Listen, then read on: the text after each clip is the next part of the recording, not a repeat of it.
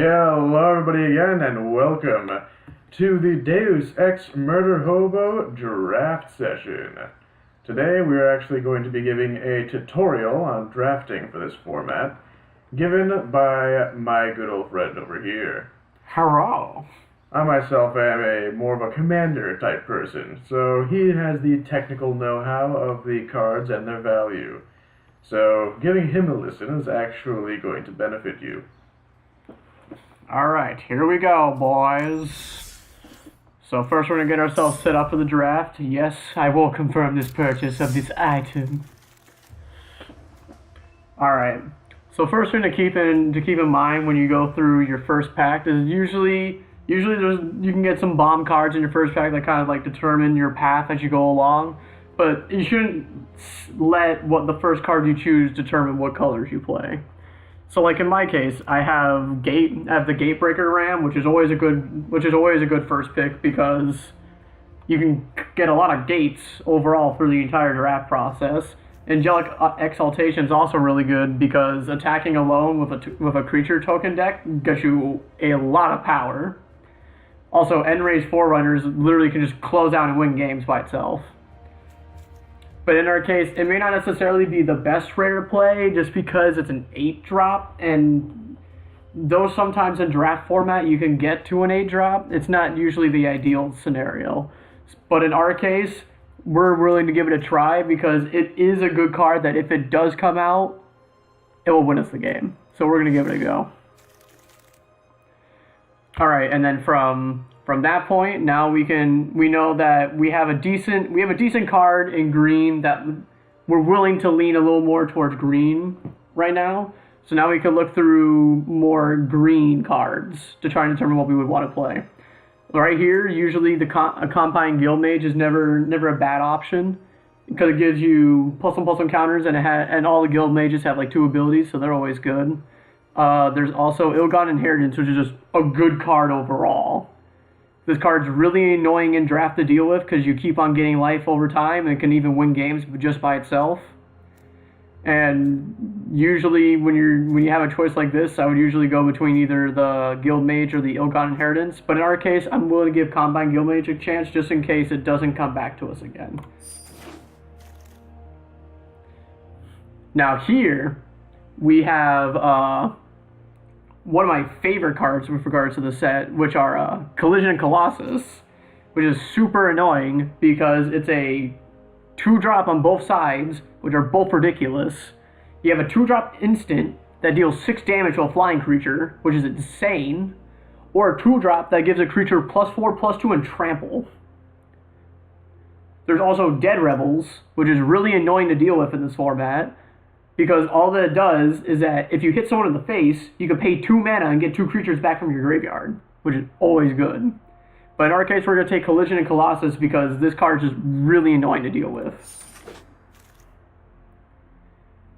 And then here we have options for the Galloping Lizrog. Galloping Lizrog is usually a good card to pick up if you're playing more Simic, because you can really synergize with other Simic cards that adapt, so you can take their counters and get twice that many. But it falls under the problem that, like, even though it gets like twice the number of counters, it's an easy card to get rid of, and it's a 5-drop 3/3 trample that if you're not playing like Simic, it's kind of useless. And right now we don't really have many things going towards Simic right now, so it might not be the best idea. But what we can do is we have access to Growth Spiral. And considering the fact that right now our CMCs are kind of high, it's usually a good card to take because it gives you a draw and also lets you play lands, where ramping and draft is usually a good idea. So I'm probably going to lean towards this card. And as we see here, we have another Collision and Colossus. And any time that you could take more than one of a card that's good, you take more than one of a card that's good. So we'll take another one.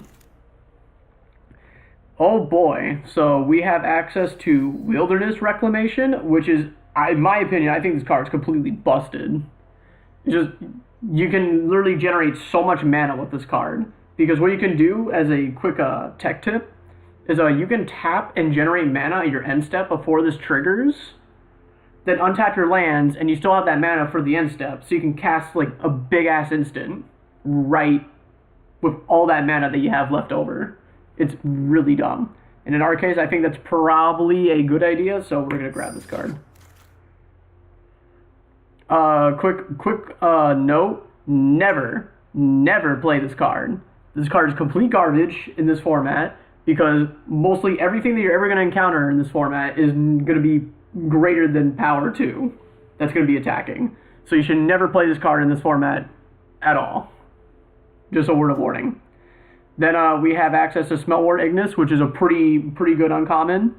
We have access to Sahana Wayfinder, which can fix us for lands and creatures, which is probably what I'm going to go for. And then there's the Skitter Eel, which is always good because it's a 3/3 for 4, but it adapts for 3.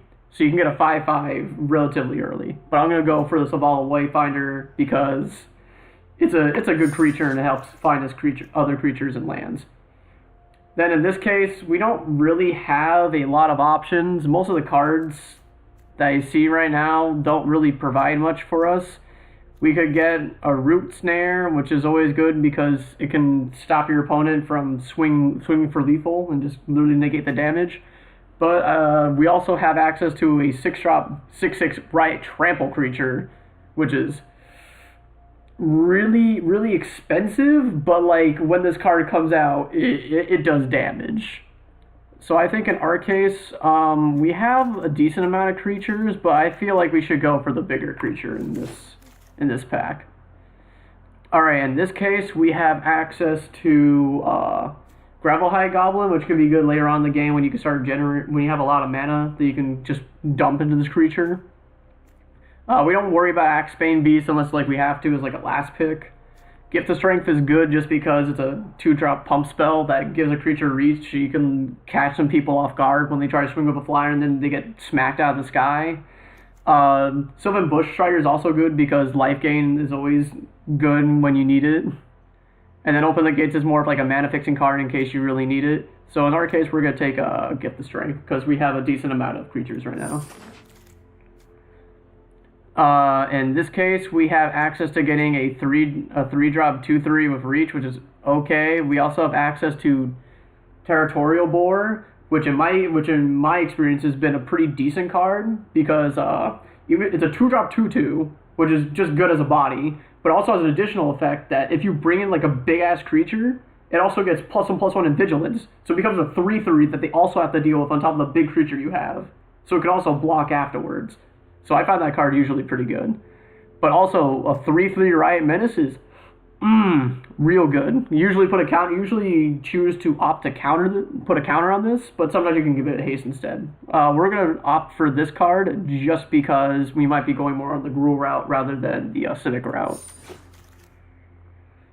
And then speaking of going more on the Gruul route, usually in a case like this, none of these cards are relatively good overall, but Act of Treason can be really effective when you go against someone that has like bigger cards than you, faster than you. They can just turn on the tables and just quickly like end the game.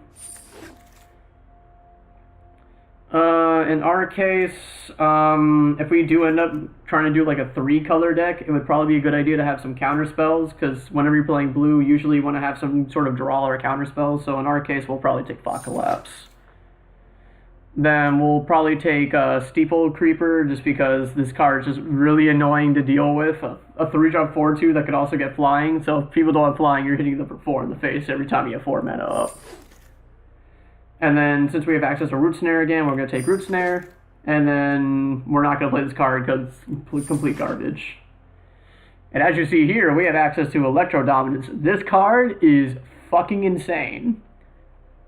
2 red, X, at instant speed to deal damage, X damage to any creature, and then cast a card of that same cost that you put into it to deal damage to cast something for free. Automatically taking this. Don't really have to look at much else. Alright, we have a Priest of Forgotten Gods, which I might end up drafting just because I might want another copy of it for a deck of mine. But that's more or less the only reason why I would draft it. Like, this is good in like a token deck, but aside from that, this card kind of falls short of what it wants. Gate of Blaze, you take this if you're playing gate control. Sunder Shaman's always a good 4-drop 5/5 that can only be blocked by 1 creature, and it destroys artifacts and enchantments, so that's always good. And then aside from that, I don't really see much else that's super good in this pack, so I think I'm gonna opt for the Sunder Shaman. Either the Sunder Shaman or the Priest of Forgotten Gods, just for cards that I want, but probably for the sake of making a better deck, we'll take the Sunder Shaman. Now here we have access to frickin' Gruul Spellbreaker. This card is rather annoying because of the fact that you literally prevent your opponent from casting instants during your turn. They are now forced to use instants during their turn if they hope to remove or kill any cards on your field. We also have access to Light the Stage, which is a pretty good draw spell for red, just because you hit face and then you can get access to 2 more cards that you can use until the end of your next turn, which is always good. I'm probably going to opt for the Spellbreaker just because this card's rather good in this format. Then probably from the arrangement of these cards, I'd probably take the 5-drop 6/5 just because it's a 5-drop 6/5. Another thing to keep note of is 10th Street Dodger, while it may seem really good, kind of sucks later on in the game because it doesn't really do much for you. Blade Brand and Cosign to the Dust and Cosign to the Pit are really good black cards. They're good for just killing things flat out, especially Blade Brand. So you just literally swing with like a like a 1/1 creature, Blade Brand, draw a card, and kill whatever the frick it's attacking unless they give it indestructible somehow, which is like with 2 cards in this format. Probably in this case we are pretty good like creature and spell wise, so we can probably opt for a Guildgate right now. Either that or the Spike Wheel Acrobat, because getting a 5/2 is never a bad decision also. So I'll probably go for the Guildgate. Then we have access to another Gift of Strength for a Rakdos Locket. This again is really good if I'm playing like some sort of like 3-color deck, just because of the fact that like I can get a bunch of tokens. But considering the fact that my only green-blue cards are Combine and Growth Spiral, there's not really much keeping me in line to play Simic right now. So probably I'm just gonna stick more towards like green-red and play another Gift of Strength. Another good thing to keep in mind when you're drafting is that you should look when you have the opportunity to take removal, because usually removal gets taken out really fast. So usually in that case, it's a good idea to take removal when you can see it. Which in our case, we see a Titanic Brawl, and we don't really have any other removal spells in our deck. And since we have a bunch of big boys, this is really good. So we're gonna take this smack some boys down the size. Alright, in our case, we have access to a Simic Locket, which can be pretty good just because of the fact that we're going to be playing a lot of green. And Lockets, even though they're mana fixing, they could also be used to draw cards, which sometimes you find yourself running short in this format. So I might opt for the Locket just to be sure I can get some draw. We have access to another Gift of Strength. That would give us, I believe, 3 in total, which is always good. Having a lot of combat tricks with big creatures is always good, because usually with that you can end a game in like 2 turns, just because of the fact that you're hitting for an extra 3 damage on top of what you're doing. We could also do another Growth Spiral if we want to end up doing some sort of like 3-color deck, but it probably wouldn't be the most optimal. It'd probably be better just to stick to playing green-red right now, since we're pretty deep and we have some pretty decent bomb cards to play in it. So I would probably just offer another one of these. Then probably for the sake of keeping the deck consistent, we could take another Wicked Beast, or we can hate draft out Nilgon Inheritance, because this card can get really annoying. But probably in our case, I'd either go for the Beast or the 5/2.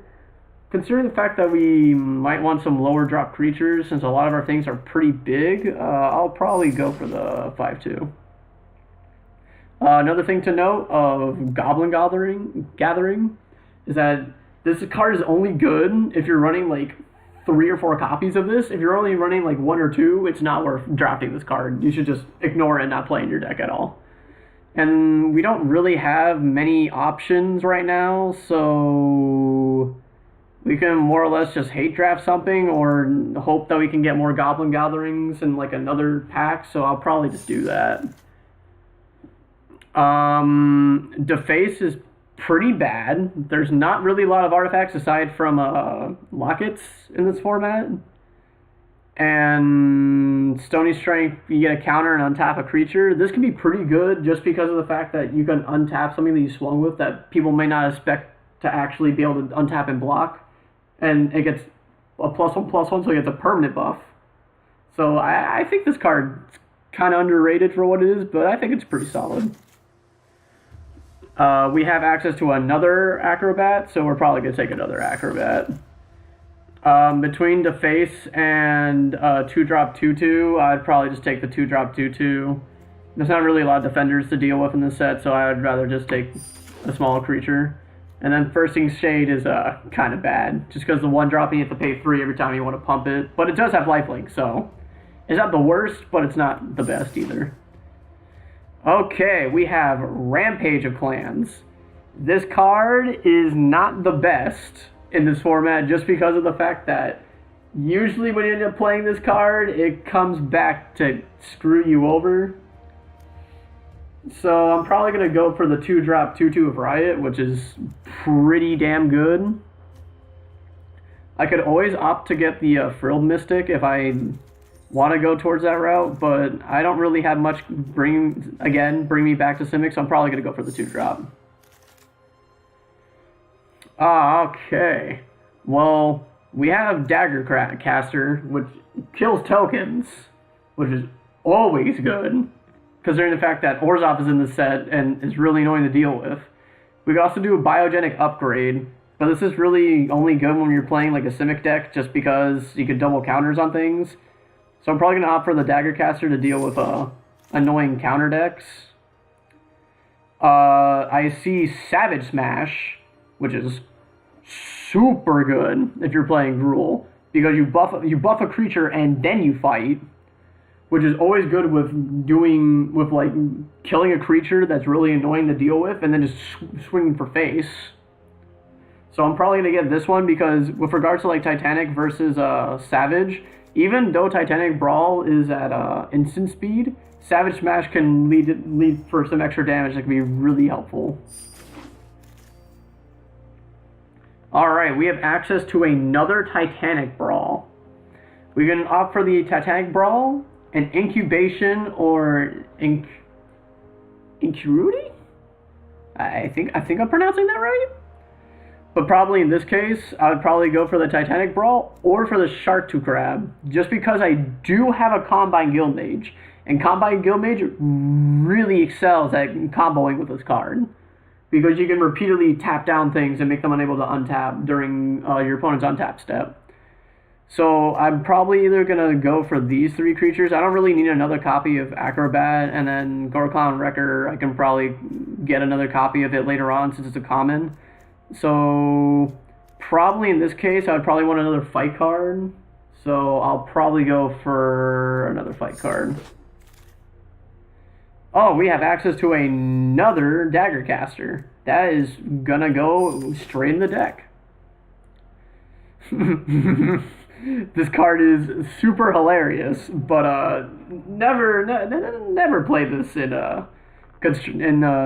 draft. It's not worth it. You don't get anything out of this. It's kind of just there. We have another fixing for creatures and lands. I'm probably just going to take that because everything else is kind of eh. Okay, we have Code of Constraint, Wall of Lost Thoughts, Skitter Eel, another Locket, or a Gilgate. I think I can take the Code of Constraint just because it's good for tapping down, for getting a creature down, on top of the fact that it draws a card, and you can make things unable to untap during the untap step if you cast it during your main phase. So I'll probably just take this card because it's really good. I can get another Steeple Creeper, but I think I might opt for Clear the Mind just because this card's really annoying to deal with in this format, because you can get cards back from your graveyard even if you don't have recursion. So it's basically like pseudo pseudo reanimation. So I'm probably going to opt for this card. And since we have 2 copies of this card, we might as well play 2 copies, because then we can get back the other copy that we have. Then we'll probably play return, the 3-drop return to draw a card. This card's really good. If you see this like later on in the packs, you just pick it up if you're playing blue, because it's just really good. I have access to another Titanic Brawl. I will take another one. Incubation and Incurity did not go around a second time, so we're gonna pick that card because that card's really good for fixing things. A 5-drop 4/4 Riot.